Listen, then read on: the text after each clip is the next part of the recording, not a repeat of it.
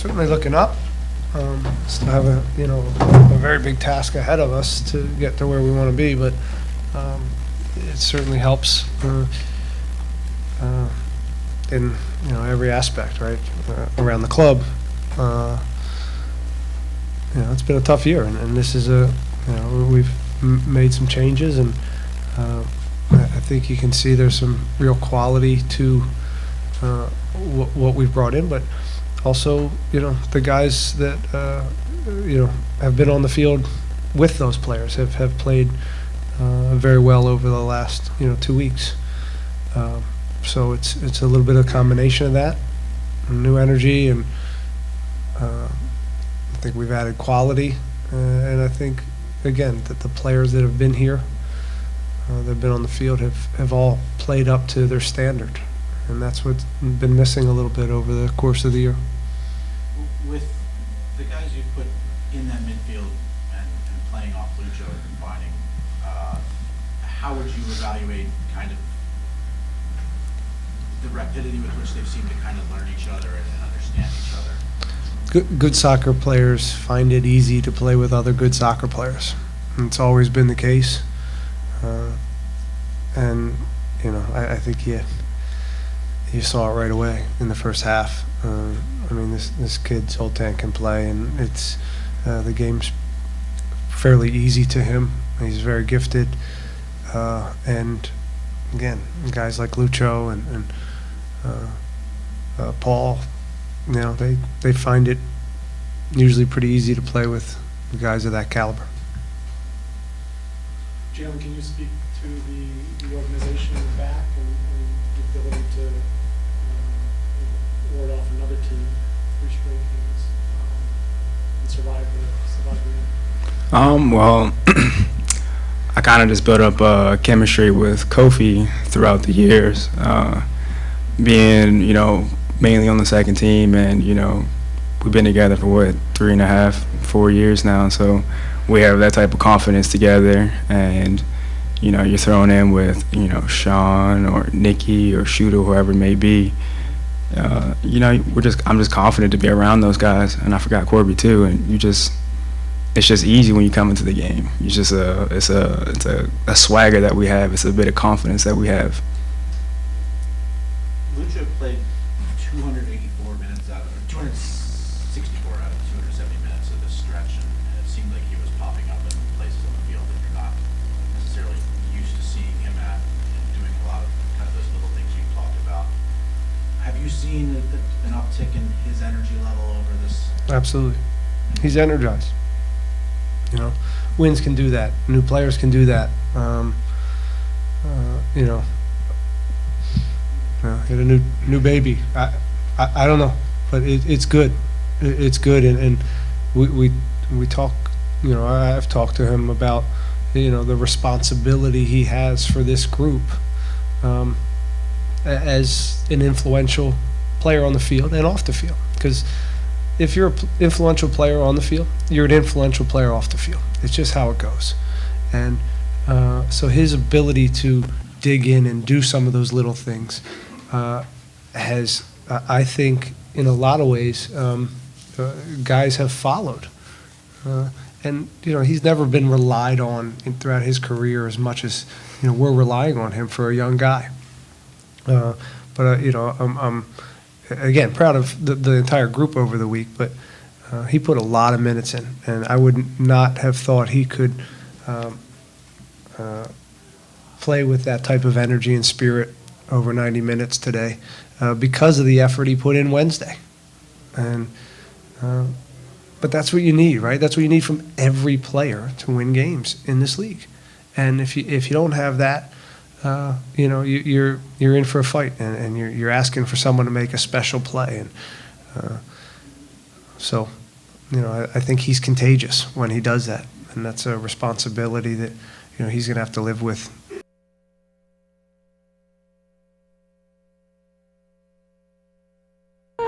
What's going on, everybody? I hope you guys are having as great a night as Octavia's having. I hope so as well. Because I feel like it's going to be an incredibly long night for me right now, because she's in way too good of a mood. But is that I'm a happy. bad I'm happy to thing? see that you're happy, Thank you. despite the fact that it's raining today. I'm so used to it on Tuesdays. I'm Okay. surprised when it doesn't rain on Tuesdays. So Okay, that's fair. this is normal.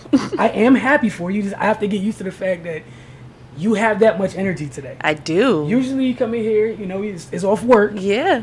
Sometimes you drag and then you kind of ease into the flow. But hey, No? I ain't got to go to work for a whole week. Okay, I don't want to so hear nothing. You're too proud to tell everybody that. I mean, you're too proud. am. We got Damo here tonight, so looking forward to that gift game. It's outstanding. Cardell is not with us, as you see tonight. No, there's nothing wrong. Contrary to popular belief, we are actually kind of busy. So he's at the Capital One Arena with Donnell Coley, another one of our reporters here at the Focus TV. They are taking in the Mystics makeup game with the Connecticut Sun. It's a game that Damo and I attended the original date a couple weeks ago, but due to a leaking roof, it had to be postponed. They had a wonderful crowd in here. I think you guys remember, if you guys been following along with our shows. It's something, they had a wonderful crowd. We talked about this a couple weeks ago. Unfortunately, the weather was that bad, and I'm hoping, knock on wood, that despite the fact that it's raining right now, that there's no delays or anything tonight. Oh, that is true. And we got Cardell calling in a little bit later in tonight's show. He's going to give us a live update from tonight's game against the Connecticut Sun at the Capital One Arena as soon as halftime hits. So stay tuned for that. So we're going to start the show off talking about a little WNBA. Going to move to some D.C. United, little NFL preseason. And it was up to me to do rapid fire tonight, so we're going to see how this goes. I don't even know if I want to call it rapid fire, just like talking points. Like, I'm scared to say rapid fire because I don't feel like my topics, I don't want to fall short of the bar that I'm sure you'll be great. Week. I mean, we'll see. I mean, other people thought a certain event that happened Saturday night was going to be great too. So well, I ain't watched that event, so I definitely did. Shout out to all the good Americans that spent your money. I was talking about the ones that did it, Oh, okay. or the ones that did it shared it. Okay, yeah, So we some of us appreciate didn't you have guys. Fine Americans, truly appreciate you. I had a nice clean feed on my phone, with some headphones on. It was comfortable. I got to lay on my pillow and watch it. Speaking of pillows, that's what some of the punches looked like that evening. But we're gonna talk about that a little bit later in rapid fire. We're gonna talk about your division today in local coverage. So we get you some time to think about what you want to say about Ooh, I'm excited about now. your little division and what's going on over there. You remind me of, he was like, with your little Hey, look, division. he didn't do it today. I know, but that's exactly what I thought of. I was like, with your little division, y'all ain't all that. So we're gonna open it up to everybody. Week 3 in preseason is usually the dress rehearsal. So it's kind of the one time that you want your team to kind of look good. Still, it's no one really goes undefeated in a preseason and usually wins a Super Bowl. Nobody cares. It's not that deep. It's all about gearing up and building. Still, sometimes there are some very concerning issues that appear, manifest during that 4-week preseason schedule. So I'm looking for the preseason being over. I am too. One thing that's kind of different this year is usually they used to cut like every week of preseason or every 2 weeks, and now it's just one big cut. That's it. So next week's going to be very interesting to see how many people get cut, because it's going to be crazy, because you're going straight from 90 to 53. Yeah, and they were saying how, cutting so many people at once, all the other teams are going to be scrambling to see who they can pick up. They got to figure it out faster. It just made the fighting for practice squad get that much more real. We're also going to share our thoughts. We're going to chime in on that whole situation in Boston and Cleveland, because why not? It's almost impossible to ignore it. So, we got a good show planned for you guys. Thank you guys for tuning in. And don't go anywhere. We're going to take a quick break. When we get back, we will start first segment of tonight's show on the WNBA. You're watching The Focus. Welcome back to The Focus. To the folks on Twitter. We appreciate you. Hey, look, just, you dealing with us in between breaks. Break time's fun time, man. Especially, Octavia's in a good mood. She set the tone for the whole show. Try to. So you had some news you just said? Because we were Yeah. talking about the Cleveland. We literally were just talking about Cleveland and the Cavs and everything, and I just got an alert on my ears from the ESPN app that the Cavs are no longer seeking Jason Tatum, Jaylen Brown, or any significant draft picks for the trade involving Isaiah Thomas and Kyrie Irving and the other people, Crowder and ZZ and him. She's going to play like she said, Kyrie, Isaiah, and the other people. Man. Am I wrong, though? I mean, Damo didn't correct you. I didn't correct you. I try to give Crowder a little bit of credit, but whoever the other dude is, him too. Trade and whatnot. But to clarify from last week's show, I know what I said about the pick. I did not realize that the pick was unprotected when I shared my feelings on the trade last week. So is it unprotected or is it protected? From what I'm understanding, it's unprotected. Oh, I think they were saying that it was protected. That's what I thought that week, last week. So it's an unprotected pick, but it's the Nets pick. So chances are that the top 5 is pretty good. Oh, okay. So I retract my original statements. I still feel the same way about the deal. Mm-hmm. But, I was wrong about the pick. And, we just like to clarify things around these parts. But back to the WNBA. We're literally, this is down the stretch right here. A couple games left in the season. Playoffs right here. As a reminder, what happens at the WNBA, which I hope the NBA adopts as soon as possible. As soon as possible. There's 12 teams in the WNBA. 8 of them make the playoffs. It doesn't matter what conference you're in. Nobody cares. The 8 best teams, the 8 teams that qualify, a.k.a. the 8 best teams, due to your record, make the WNBA playoffs. Which means if the East is bad one year, too bad for you. If the West is bad, too bad for you. But 8 teams make the playoffs. And as of right now, 6 have already clinched. Mm-hmm. Those 6 are Minnesota, Los Angeles, surprise, surprise. Mm-hmm. They got their whole little Cleveland Golden State thing going on in the finals of their own. Got Connecticut, New York, Washington at 5, and Phoenix at 6.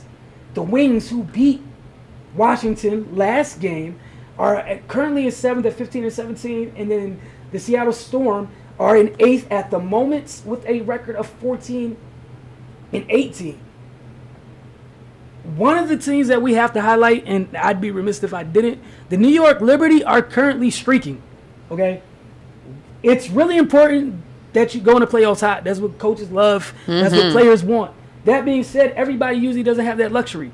When you're one of the better teams like Minnesota, them going into the playoffs, if they go on like a couple game losing streak, I'm not going to hold them to the same accord as everybody else. Exactly. That being said, the Sparks, the reigning champs, they know what time of year it is.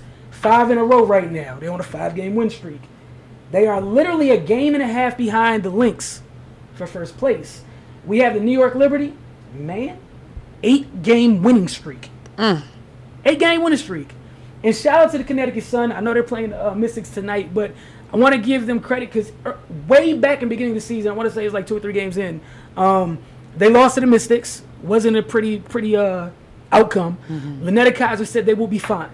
She said, no worries, we will be fine. Jonquel Jones echoed the same thing. Lo and behold, they went on a run the last month. They are 20 and 11, sitting in 3rd place. They're locked in 3rd place as of right now. Well, again, it's one of those half-game situations. They got a half game on the New York Liberty. But again, they're in a good place right now. So if you're the Mystics, if everything stays the same right now, come the end of the regular season, that 4-5 matchup is with the New York Liberty. All the storylines in the world get that one. Because if anybody forgets, there's a couple Mystics players that got traded to the Liberty to clear up some space after the Deladon trade. So if there was anybody that wants to prove to somebody else they shouldn't have been discarded, it would be them. It would be those members of the team that are on an 8-game win streak. Yeah, they not about no. They came to play. Nah, in the games that they played this year, very chippy games, as you can imagine. No one would really say it, but you know what it is. It's almost like instantly a rivalry game. Here we go. Used to be here, now you're here. You know, kind of like Golden State, OKC, even though we know, like, from a competitive standpoint, we know who has the edge. Yeah, or you can kind of look at it as how Cleveland and Boston will be eventually. Right now, just because, you know, you're over there now. Hate you. Burn your jersey. The Mystics, as of right now, they can't drop the nice game. If they do, they're liable to fall Well, actually, they got a game and a half on Phoenix, so it'll be okay. But again, you want Let's to not do that. Again, we're not recommending that. You want to go to players with some type of momentum. Again, if they're right now, they play the Liberty. If they do fall, they fall to 6, and that would be 3-6. You're playing the Sun, and you definitely don't want to fall below that because that means you're seeing Minnesota or Los Angeles. The other interesting thing about the WNBA playoffs, if you don't realize, the top 4 seeds get a first round bye. That first round is a 1-game playoff. It's not a series. The series don't start till the second round. Yikes. Hey, look, man. It's win or go home. I mean, they say it, but like the W means it. We say win or go home all the time. It's like win and go home and come back and try again. Yeah, come back and try again. In a couple days, 48 hours, try again. We'll give you 7 times. WNBA really does mean it. So for teams 5 through 8, it's real. Yeah. It is incredible. And you should be practicing right now. It is incredibly real, and you need to get that taken care of. One of the biggest stories with the Mystics has been injuries. Mm-hmm. So hopefully they can get, Elena's back, but still, if hopefully Cloud can get back, we're not sure. I'm not sure if she's out for the season or not. I don't want to put that out there. Again, it's not a report, nothing I've read. Just saying I'm not sure, but they would definitely love to have her back for the postseason. And again, the wonderful thing about the postseason, no matter how you go into it, even if you do limp into it, it's a new season. Slates are white, clean. We hear all the time. You just got to get hot. If you can win that first game, and sometimes in leagues like that, when in an NCAA tournament, sometimes when you have those play-in games, if you're a team that shouldn't have been in a situation, or even NFL playoffs, you play wild card weekend, you get a little bit more of a rhythm. Right. I was trying to find a better analogy. I tell you, but that's good. Mm-hmm. Even though you don't want to be in wild card position, you get to play sooner than the person you're playing. Right. So that second game, you already been through a game. You got your nerves out. You're already done. You've been there, did that. Life's not as bad right now. So that's definitely important. But that's what we got going on for the WNBA. And again, we got Cardell calling in from the Capital One Arena a little bit later in tonight's show. We look forward to that call to see what's going on.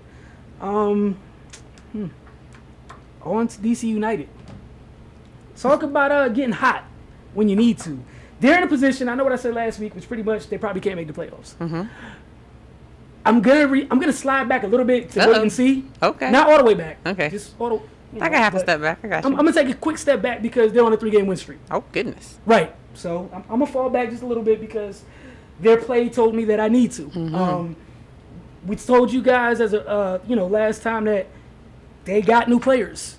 So it was just about waiting to see the new players play, and each one of them got a chance to get on the field. You saw that they made an impact in their own little way. This past weekend against New England, I believe Saturday night, we got a chance. That was the first time that 3 of the 4 were all on the field at the same time. It was Zoltan Steiber's debut, but Paul Ariela's, I believe, 3rd or 4th match, and then Russell Canusa's 2nd match. So you got a chance to kind of see what they could do together alongside Luciano Acosta. And look, man, they look good. I know, United fans, it's a pessimistic type view right now, and I do get it. And, it's a great guy that follows us on Twitter called Benny Ball. And again, he's the DC United fan where if you say anything kind of optimistic, he's there to check you. like he's immediately there.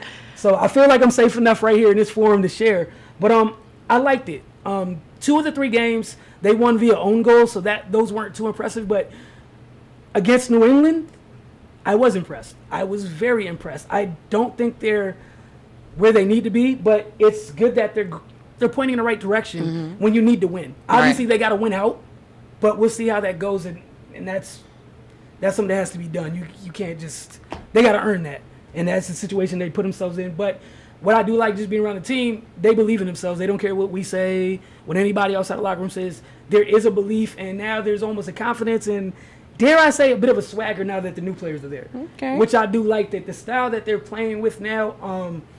And I've said this a couple times, and I don't want to come off as a snob to the way, to the most part, that the way that Americans play the game. But sometimes growing up outside this country, it is the world's game. You see it in a little bit of a different way. Right. And when you have those international players, while they're all different, you don't have to speak the same language to understand to see the game similarly.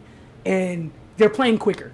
I mean, you can see just by literally keeping it simple, the way that they see the game is beautiful to watch. They had a couple different stretches where it was just 1-2s. They were connecting with each other like they've been teammates for a while. But it's just simple soccer. But when you got good players, you know, simple things look easy, look spectacular.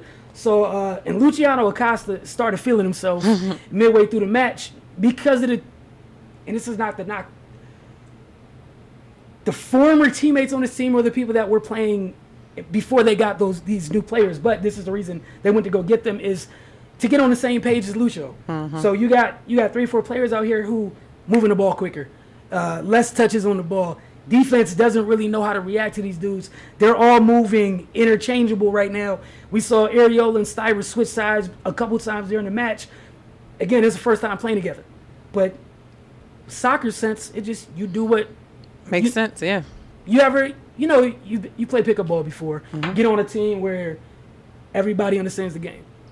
And it's that much easier.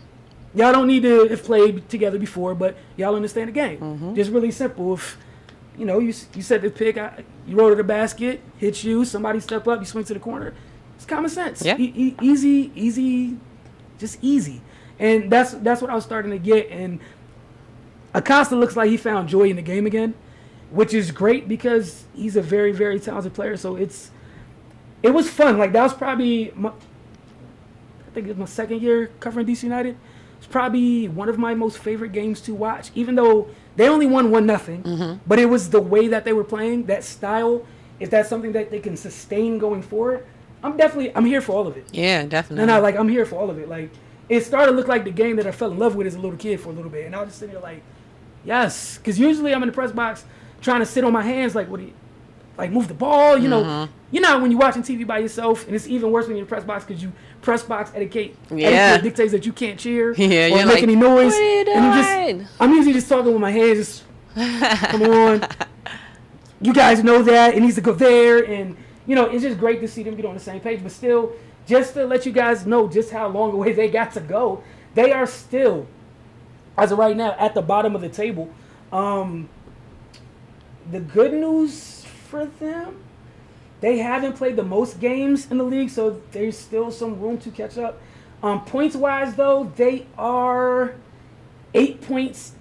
See, this is the other thing. If you get some help, again, if you take care of your own business, if you win out and, you know, hopefully some things work your way, at this current time, they're 8 points out of the playoffs. Despite the horrendous start, they're 8 points out of the playoffs. Which isn't the worst thing in the world. But again, they got to build on this, and it's too early to talk about the P word. I'm not going to say it again for a while, you know. But they're heading in the right direction, and I definitely have no issues with that. How much preseason football did you watch? I've watched a good deal of it. You know, I'm excited because. What teams were you watching outside of, you know, your little Eagles? That's the theme today. That's what we. It's always gotta be your little. I watched those little 49ers. All right. Hey, look, we'll talk about them after you talk about your Eagles first. And then we can talk about the wonderful team here, the one in Baltimore as well, you know. Okay. Well, I mean, with my team, I'm just excited that we actually have wide receivers that people have seen before. It feels good, doesn't it? It feels amazing. Like ones that know where to go and stuff. And catch the ball. Who would have thought that wide receivers catch the balls? I'm joking. All right, you got it. But no, I feel like that's a little much. No. Yeah, it's a little bit. I'm sorry. Okay. No, you but no, I'm just excited. You know, just to see how everything is going to work out. Of course, it's still preseason, so can't read too much into it. Can't go crazy. Although this past game when we played the Dolphins. This was the first time like everybody played as far as a unit. You know, so especially this weekend. Yeah, Alshon and Torrey played. Okay. They both scored on on long balls by Wentz. So I mean, I think he had an interception. I can't remember. The defense looked good. I'm excited because they're now focusing more on getting corners and safeties and D-backs because that's definitely another area that we need to improve on because I've always felt like that area, and then of course like wide receivers was the two main places to really focus on. Especially DBs in y'all's division right now. And notice I didn't say little division this time. But in your division right now, that's definitely something you might want to get. Exactly. You know, you definitely need that. So I'm excited as I am every year. I am realistic as I am every year. That's fair. I saw, the funny thing is I saw, I can't remember where it was. I don't know if it was on Facebook or what, but they were basically going through who's the best and the worst quarterback in each division. Already? Yeah. Okay. Like, you know just what? Go ahead. Just, I'll wait till you're done. Go and ahead. you know, and I did kind of get my feelings a little bit because a lot of people picked Wentz as the As worst. in your division? Yeah. And although I can see why, just because of the other quarterbacks in our divisions are either proven as far as Eli. I mean, I don't really like Kirk. Worse I'm in the sorry. division, though? So, you know. They had Wentz worse in Yeah. the division? I mean, not everybody, but a lot of people did. So See, that's okay. So I get it. We can talk about this a little bit though. 'Cause, like, all right, so like this is I'm in a weird place with this. Yes. I guess wow, this is hard. So like to me, best quarterback in the division is Dak. Yeah, that's And what I a lot know- of people say. And I know people want to go to the whole it's because of what he has around him. Since when did we start punishing people for things like that? Did we punish Tom Exactly. for coach Bill being a coach? No, then I'm not going to punish last time I checked, he was drafted in the 4th round, correct? So all y'all had 3 rounds to get him. Don't want to hear about the situation he ended up.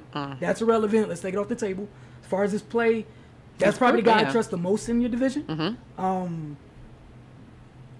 After that, ooh, good gosh, that's tough. That's really because the rest of the guys feel really close to me. You know what I'm saying? Like it's not like it's not a big gap. That's why when I was seeing some of the posts, like I can understand, like because to me it's not that big of a difference between most of them. So it's easy for somebody to interchange a couple people back and forth. You know, some people had Eli as the worst. Some people had, you know, most people had Dak as the best. I'm gonna be honest. What's your list though? What's your list? To be honest, I'm going off of basis like you don't have recent. to justify yourself. Just what's your list in the order? I'm going Dak. Okay. I'm going Wentz. Okay. I'm going Eli, and I'm going Kurt. Okay. I'm probably going Dak, as I said. Eli, Wentz, Kirk. That's what I did. Yeah. I think I'm going Eli second, then Wentz, then Kirk. And the only reason with Kirk, y'all know how I feel. I'm just not. It's hard. We're not there yet. I can't be fake and just jump behind it. Just to jump behind it and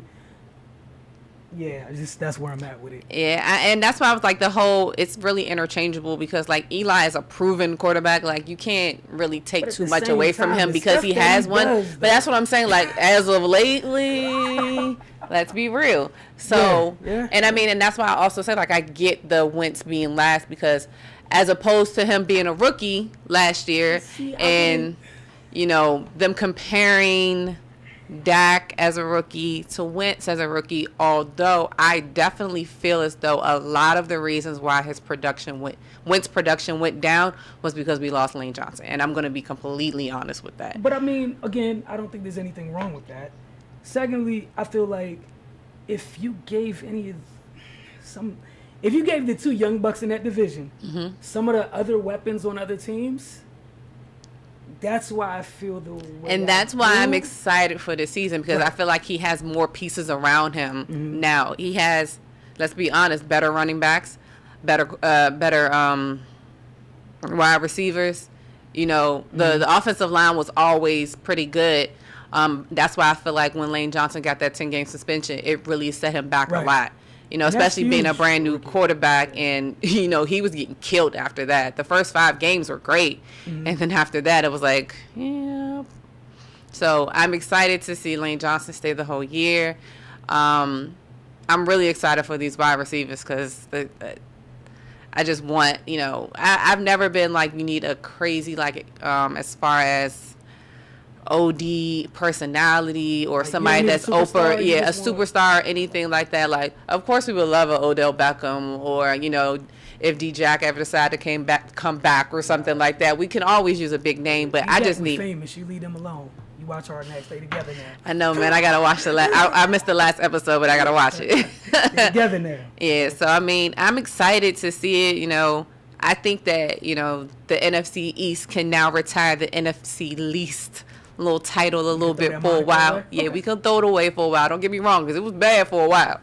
At least you could admit it, though. Oh yeah, definitely. You can definitely admit that. It was bad for a while. Other teams in your division, how many other did you see any of the other teams play this week and the dress rehearsal in preseason? Did you watch Washington play? I didn't, to be honest. Okay.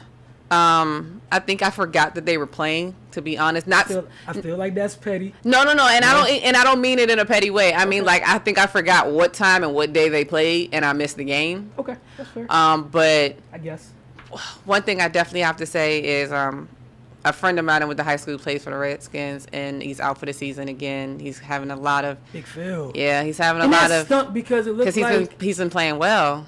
They needed him. Yeah, man. That really stunk for Big Phil, and saw Twitter. Twitter really jumped out and supported Big Phil. Like a lot of Redskins fans were hurt. Yeah. About Big Phil going down. Out for the Quad, year. Yeah, and I think the last time I looked, they hadn't come right out and said exactly what's wrong with the quad, but to the point where they got an MRI and he's out for the season, and he just got really back healthy again. Because when he was in Cleveland, and I think he went to Denver. I think he was in Denver when they won, but I don't think he played. Yeah, I think he was hurt. Yeah, so I think he was hurt the whole season, but I think he was still there when they actually won. So I mean, he's been working really hard to get back. So just to go down again. I definitely, I'm not a Redskins fan, but I'm a Phil fan. That's gotta represent for. All right, I had a couple quick thoughts on Damo's Redskins. I'm interested in hearing this. Y'all couldn't see his face in here. He popped up because he was down there in gift land for a little while. But one thing I was okay with, y'all gave Rashad Breeland so much crap for the last few weeks. Mm-hmm. I thought he looked pretty good this weekend. It's just interesting to me. Redskins Twitter, y'all are some angry people sometimes. It's DC I just Sports. don't get it. Damo, I know you know what I'm talking about. Y'all were really attacking Rashad for what? Being a competitive person? Tough love. That's not tough love. Stop it. Hey, look, he's talking about some tough love, but the secondary looked okay. I was cool with it. At least the corners. I like to play the corners. Seward didn't play this weekend. Nah, he out with injury. Right. So I want to see what Seward looks like at safety since he's going back to his old position, which should be a help for that defense because he's instinctual wise, you're going back to what you know. Right. I know people are down on Terrell Pryor right now for drops and stuff, but I just think I know there's no such thing as good drops, but there have been very great receivers who've had issues with concentration in the past. And I'm not saying T. Pryor's great or anything. I'm just saying give him a break. It's preseason. Mm-hmm. And secondly, I feel like he knows exactly what he did. He said it was simply I wasn't looking the ball all the way in. But the biggest thing is no one's complaining about him not getting open yet. It's just, it's concentration stuff. You should be able to clean that up. That was a guy who was a 1,000-yard receiver last year, if I remember correctly. And I'm pretty sure that was his first season as well. We still trying to wait to see what Josh Doxson is because that injury bug just hasn't, sunk his teeth in. And one day he's clear, next day he's not. Don't really know what's going on. They're still waiting for Jordan Reed, but everybody knows what he is, what he brings. I like Jeremy Sprinkle. I'm interested to see what he brings to the team. If it's a name, I don't know if all Redskins fans are hip to. Played at Arkansas, very talented tight end, big body, really athletic. So I'm anxious to see what that looks like. But it's the preseason, man. Now come week one, this stuff still happens. The issues, all I know is it looked like Kirk regressed a little bit, or it could just be he's getting used to new wide receivers. So it could be one of the two. But I believe this is Cardell. So we're going to put this conversation on hold for a second. What's going on, Cardell? Not much, man. Playoffs look like they starting early. Uh-oh. This game. All right. Yeah. Hey, you're breaking up a little bit. You're breaking up a little bit. No, I said the playoff intensity going on right now. You know what I'm saying? You can tell they know what's at stake. And, they trying to gear up and, try to make a run. Both teams playing physical. They're getting at it. The Mystics down to 40-38. For the most part, they all playing well. It's just been a defensive battle. And, the son have a monster down low, Jonquil Jones. She doing everything, man. She got 7 points, 11 rebounds, and 5 assists at the half. Yikes. Already? Yeah, already. I wish I could say I'm surprised, but I feel like, Go ahead. we already know what that is. Exactly. But, Deladon, she honed it down, 12.7 rebounds. TRP and the jumper mid-range is on. She has 6 points. I mean, it's just been a total team effort. They trying to hold it down, but, the fouls are piling up. They calling it very tight, very physical. I said earlier, if you ain't hitting the floor in this game, you just ain't playing, pretty much, so everybody going to be sore who played, but, you can tell there's a little something extra there that they know they might beat up in the playoffs, and, they want to have to battle their advance. Simple as that. All right, so do you feel from a defensive standpoint that the Mystics are back and locked in and focused and engaged on that end of the floor as they go in the second half? Yeah, they definitely locked in. They just got to find the three-point shooters, and, they let a couple get loose, and that's basically the difference in the game. The Suns shoot 60% from three, and they're only down 2, so you do the math. They're 6%, so, they close out on the shooters better, then it's different. But from the field, the Mystics are holding the Suns at 31% shooting, so, they're doing very well. Like, a lot of the, stats, everything's pretty much even. It's just little minor, adjustments, closing out on their three-point shooters, and Mystics got that, but they got to, maintain this same intensity. You know how it is in the second half all season. Like, they come out strong, and then that third quarter will kill them. Then fourth quarter, they fight from behind. So they can't afford to do that against this team. Because it's not just John Quill that's on the game. Alyssa Thomas on the game, too. She's leading the team with 12 points herself. So, and she's in foul trouble. So, imagine she wasn't in foul trouble. So, right. How that goes. All right, well, we were just talking before you called in a little earlier just about the state of the standings and where everything is and how it looks like for the Mystics right now, depending on how they finish up these last couple games. It looks like they're going to be playing one of their foes in the Eastern Conference, either Connecticut or New York. So, and from a, I guess my last question for you, just from a morale standpoint, how important is it that they take care of business tonight against a team they might see in the playoffs?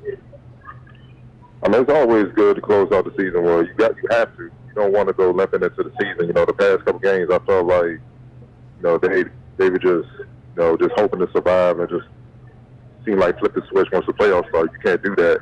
And the way they playing, you can tell the coaching staff has let them know that you can't do that. They're coming out with much better intensity, like everybody. Everybody's aggressive, making plays, going at each other. Like even people playing outside in the field a little bit, they're so aggressive. I see Crystal Thomas, she's going right at John Quill, and that's a tall order, but she's just trying to set the tone that it's not going to be 4 on 5. You know what I'm saying? So, it's just maintaining that intensity, man. I keep going back to that because they don't do it for all 4 quarters, and that's what's been killing them. Right. All right. Any final thoughts from Capital One Arena before you get back into the gym and watch the rest of the game? Man, I hope they pull out this win, and the refs let them play, man. They call that a little too tight, but they even threatened to throw out some fans. So just let them play, man. Just keep fighting. That's all they can do. All right, man. Appreciate you checking in with us, man. Look forward to having you back in studio next week, bro. All right, no doubt. All right, everybody. That was Cardell calling in from Capital One Arena. I still got to get used to saying that. I know, it's like Capital One Arena. Right. It's no longer the phone booth. Man, no, and I want to say it so easy, but we'll take a quick break. When we get back, we jumping right into rapid fire. So fun times ahead. Don't go anywhere. Welcome back, everybody. Damo over here running this mouth about his team during the break. So before we jump into rapid fire, we talked about y'all's division. We talked about Eagles, the Redskins. Talk about my little team real quick. And I said little team, so you don't think I'm just picking on you. Niners, Vikings, talking about Uncle this weekend. I was okay with it. I don't expect too much this year. I think somewhere between 6 and 8 wins. I think having an offensive coordinator that understands football, very, very well, in scheme-wise. Also, they flipped the wide receiver core, which you know what that feels like. When you have different things that, fit together and it's not all the same pieces. Right. And it feels good to have another good linebacker next to Navarro again. Shout out to Reuben Foster. It's fun watching people hit things. I like Eric Reed in the Cam Chancellor role. It's fun. I'm going to see what happens. I don't expect too much because it's still young. It's year one. I do anticipate enjoying and loving my young defensive line. I love all those wonderful first-round picks on it. And shout out to Doomerville for trying to, mentor them. But, I'm not expecting too much. We'll see what happens. But that's where I'm at. What do you think of Hoyer so far? Why you got it? These are questions we all want to know. I'm okay with it. He is what he is, and I'm cool with what he is. Mm-hmm. I'm also cool with the fact that in Shanahan's system, he knows it. He's comfortable with it. Kyle's not going to ask him to do anything he can't do. And the good thing about Brian is if he does get to slipping up, C.J. Beathard will be playing. So, I mean, I'm okay with it. Cool. I'm okay with it. Like Hoyer without Kyle, I'm not going to. My voice would have had the same calm, even tone to it. And I'm not even going to front, not even a little bit. But on a rapid fire, so we're going to try to keep up with normal process. The normal process on a rapid fire. Matt Stafford's new deal. We had to start there. Is he worth it? And what does it mean for the impending QB market, a.k.a. Damo's guy, Kirk Cousins? Because Stafford just got broke off. I know. I literally had to go check. I was like, that's not what it really was. Let me go look again. Mm-hmm.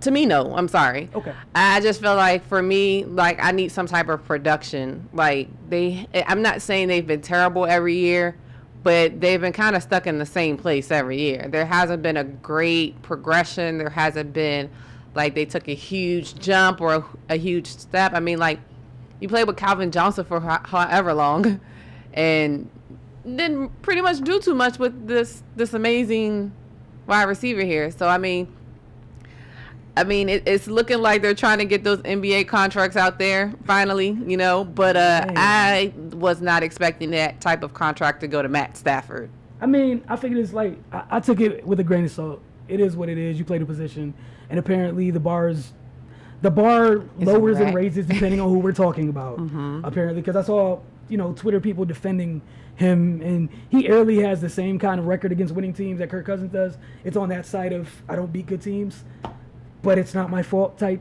defenders jumping out there. Then you got people like, well, you got to have to because who do you replace him with? So, I mean, I don't know. Not my team, not my problem. He did get broke off, but I think we'll forget about it as soon as the next guy gets paid. Because, I mean, eventually Jameis got to get paid. Yeah. Dak, Carson, the next group. Aaron Rodgers up next. So, I feel like we're going to forget whatever Matt Stafford gets. Yeah, because Aaron going to blow it out the water. And if you're Aaron, you're looking at what Matt Stafford got, like. Thank you. There goes the basement. No, I'm saying, like, Green Bay, like, the very least I will accept is $30 million more than what he got. Yeah.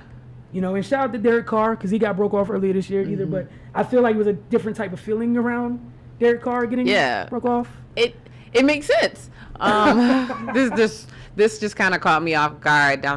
So you too. Yeah. Right. So moving on, the status of the Cleveland Cavaliers, Boston Celtics deal. You commented on a little bit earlier, and since the news came out, my original question was, should Boston sweeten the deal or with some more picks or stand its ground? Now that we know they are going to stand their ground per this new report, what do you think of that? Do you feel like they're doing the right thing? Yeah. Yeah. I feel like you can't give up everything, especially to the team that you're competing against. Yeah. This is the team that you already know that, if you guys do what you're supposed to do, this is the team you're going to see in the Eastern Conference Finals. So you can't give them everything. And then when you get to the finals, or I mean, if you get to the finals at that point, if you give them everything before the season starts, you get there and you have nothing to compete against, nothing to compete with against them.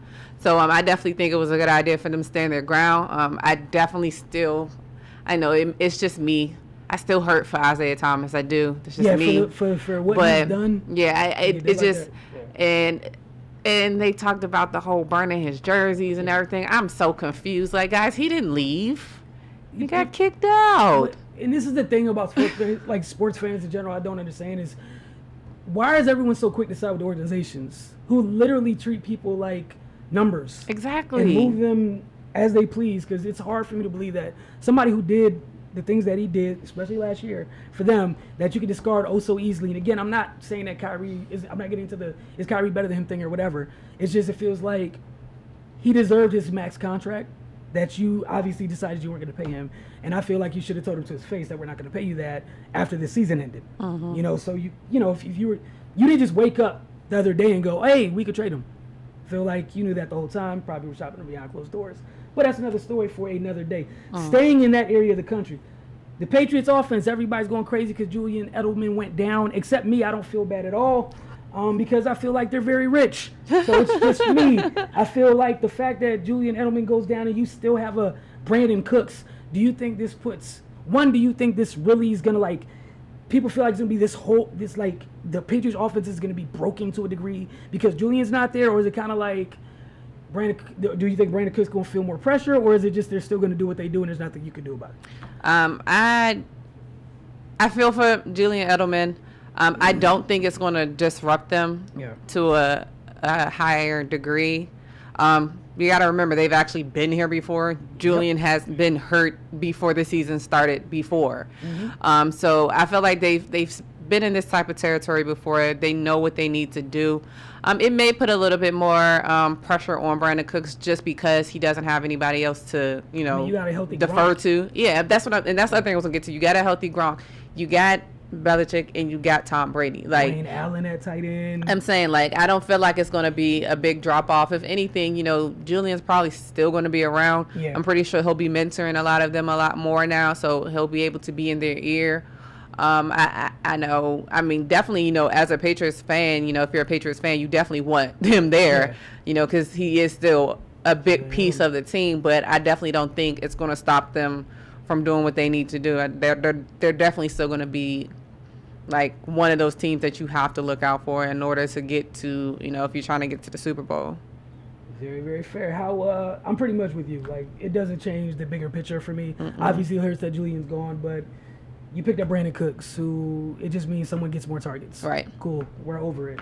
All right. They're just messing up people's fantasy teams. Yeah. Unless you got Brandon Cooks already and you drafted, you got Brandon Cooks, you're in a great place in life. That's true. How would the Cowboys fare without Zeke? Because everyone's going all crazy. We just had a conversation about the QBs in your division and how to rank them.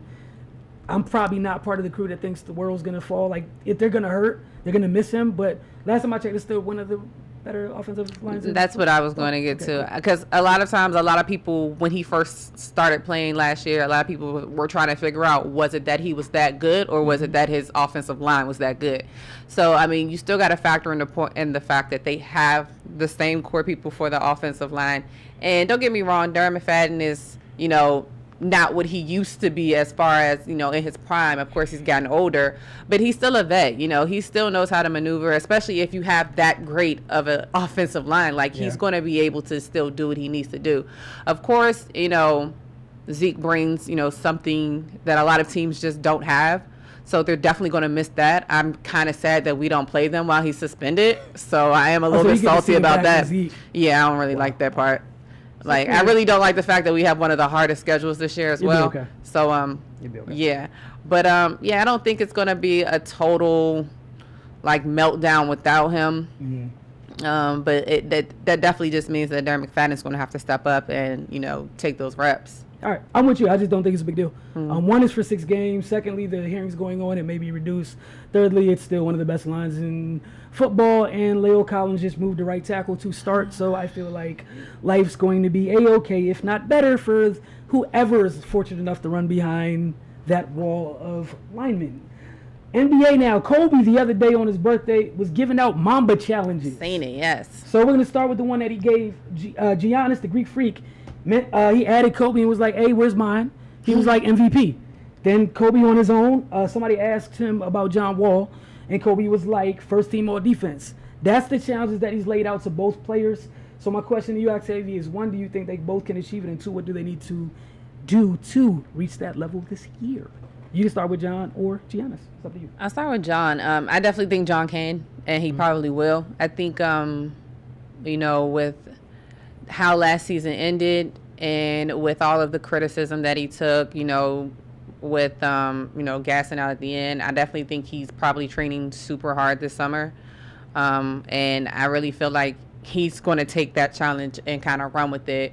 I feel like John Wall's always the type of person that puts a lot of pressure on himself to perform. So to have Kobe Bryant, say, hey, I think you can do this, he's going to be like, I can lock in and do it then. I can't remember how many seasons ago it was, but he had a running bet with one of the coaches that every time he had a turnover, like, he had to pay him a certain amount of money or something like that. So, like, he puts things in place for himself that he can use to actually reach the goal that he wants to achieve. So I feel like if he puts his mind to it, all defensive team, first team, I definitely think he can do it. you think like who made it last year? I think it was CP3, Pat Bev. Yeah, that's what I'm saying. Like, you know, your normal people, like he's going to have to step it up in order to beat them, especially, you know, with them being on different teams now. So, you know, you figure they're going to try to prove their worth on these new teams as well. Right. So I definitely think he can. Greek Freak, he definitely has the potential to do it. He has everything that he needs. He's a good all-around player, defensively, offensively. I think the one thing that he probably would focus on mostly is not even like skill related. It's just being a leader. Like he has to realize that he's in that role now. He's becoming that type of player in the league. But I mean, I don't think him winning MVP is really up to him, to be honest. He can play as great as he needs to, but there are still other players out there, in my opinion, that if they lock in like they know they can, that, you know, as well as I know that he'll do this year, he may still just fall short of an MVP. Because you got to realize, like, James Harden had an amazing season last year, but Russ got it because he just was that good, you know. So you think about it, it's James Harden, like, I'm going to come back even harder this year. He got CP3 now, you know, he got a little bit of extra help. His coach won Coach of the Year. His sixth man of the year, like, they got a lot of good pieces around him. So, I mean, and now he doesn't have to play on the ball. Yeah. So, you know, he doesn't have to be the point guard anymore. Now he can roam free and do what he needs to do. So, I mean, I kind of got a little bit of, I feel like James Harden might be that guy this year. And, you know, that's hard for me to say because if he don't play defense, and I don't like it at all. But, I mean, I definitely think I feel like in time he will get there. It's not this year? Just, I don't see it this year. And I don't think it's any fault of himself. Yeah, see, I'm with you on the Giannis one. I think it's tough because of the position you currently play. Yes. Kev was in the conversation last year before he went down for 19 games. It's true. Kawhi bot gets better every year. A couple new programs get loaded into that guy. So we're going to see what, you know, the ISO program got loaded into him last offseason. And during the year, he's going to come back hard, too, because he got hurt at the end of the year. So it's going to be Kev's second year out Golden State. They're going to be used to him a little bit more. Then there's always going to be somebody comes out of nowhere. John was kind of on the outbrinks of that conversation, too. But first team all defense for John, I think it's easy, and it should be easy. I think it's literally just about I think this off season he lost some weight, feeling better. You know, I think that's gonna be great for him. But ideally, I feel like he has a chance to do. He has the ability to do something those other two point guards who are great defensively can't do. They don't play above the rim. They can't get chased down blocks. They can't do that. That's not something that's gonna happen. Everything for them, you know, for the most part, is waist down. You know, your steals, deflections, things like that. He can go up and go pin somebody's shot. He can go catch somebody's shot weak side. These are things that they don't have the athletic ability to do. And then, you know, at that size, in your athletic prime right now, I think John will hit that this year. That being said, 5 seconds, your thoughts on the fight this weekend before we leave. Like, literally, as quick as possible. There we go. I slept. I went to sleep. It was boring. Scam. All right, so I want to thank you guys for tuning in this week. You hit us on Twitter to go deeper. I will definitely, you know, I'm willing to answer all questions. But thank you for watching this week's episode of The Focus. Shout out to Damo as usual for handling social media because we truly appreciate it. And Cardell, we look forward to having you back in studio next week. And don't forget, get to finestmag.com, mymodelsports.com for your sports needs in this area. See you guys next week, same time, same place.